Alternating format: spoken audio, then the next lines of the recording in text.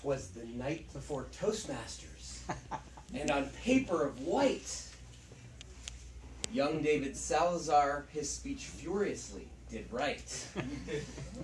I really enjoyed this speech. I loved the idea. I loved you mixing in this poem that you clearly know very well, because it gave you such great opportunities for vocal variety. You really got into the parts of your speech that involved talking about Santa Claus. You were pawing and prancing, you had good gestures, good body movement, as well as just really interesting vocal variety. You could have had a little more pitch variance here and there, but you had really nice pace that built the emotion throughout. You had very nice volume, as we talked about. Not a creature was stirring.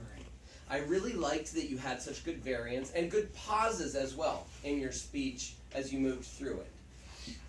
I thought you had a few opportunities that you could have maximized upon. One of the ones that really jumped out to me is when you opened the speech, you said, "Do you believe in Santa Claus?"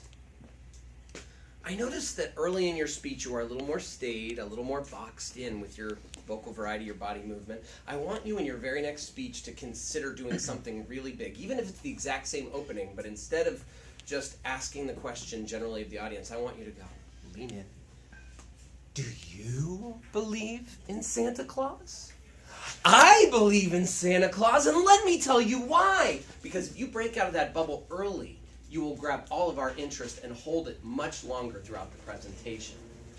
I also thought your closing could have had a little more impact. I actually really liked what you were doing with the closing, holding up the phone. But for all of you who don't believe in Santa Claus, proof! Here it is right here! And if my wife were here, she would hold up the gift card, which was way more important to her than any phone. But hey, Santa Claus delivered to both of us in one wonderful gift. I think you could have had a really strong, powerful closing, but the idea itself was really strong, and that's something I want to just say to everyone. Anyone who wants to come up with a really interesting speech, but mix in a poem or a story or something else to tie it together, I think David illustrated beautifully how you can do that. Take something you love, you know, that you want to share with us, tie it to a story that's interesting to you that you want to tell us about. And David, on a personal level, I'm so glad you got that new phone. Now you can get all the group texts from the officers.